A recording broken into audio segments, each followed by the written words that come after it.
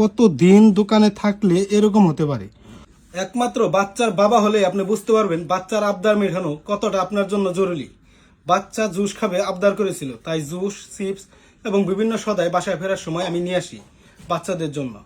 আর এই জুসটা খাওয়ার সময় বাচ্চা গলার ভিতরে কি যেন বাজতেছে, সেই জন্য কান্না করতেছে, খাবে না।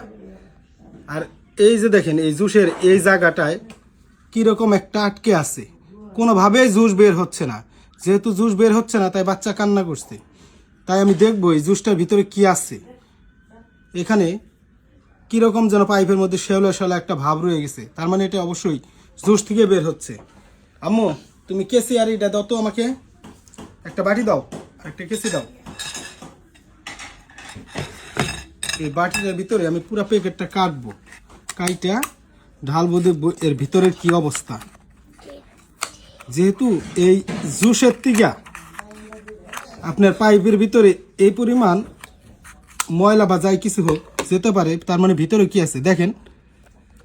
ভিতরটা ক্যামেরা দেখা যায় কি, ভিতরটায় কালো কালো কি যেন দেখা যাচ্ছে। এই যে তার মানে জুসটা কতদিন দোকানে থাকলে এরকম হতে পারে। এবার এক্সপায়ার ডেটটা আমি একটু দেখি। এক্সপায়ার ডেট আছে, কিন্তু তারপরে জুসের ভিতরে এই পরিমাণ কালা কালা কি যেন হয়ে গেছে, মানে একদম ছত্রাক হয়ে গেছে জুসের ভিতরে। ডেট থাকার পরে এই ধরনের ছত্রাক এই জুসের ভিতরে। আমরা না জেনে বাচ্চার আবদার মেটানোর জন্য এই জুসগুলো বাচ্চাদেরকে কিনে দিয়ে থাকি। বাচ্চাকে ডাক্তারের কাছে নিয়ে গেলে ডাক্তাররা বলে বাচ্চাকে বাইরের খাবার খাওয়াবেন না। আমরা এটা কখনোই মানি না যে বাচ্চাকে কেন বাইরের খাবার খাওয়াবো না। এই জুসের ভিতরের থেকে এই পদার্থগুলো বের হচ্ছে, আর যেটা আপনার বাচ্চার পেটে গেলে বা আমার বাচ্চার পেটে গেলে কি ধরনের সমস্যা হবে সেটা ভুক্তভোগী আমাকেই ভুগতে হবে, সেই বাচ্চাকে নিয়ে।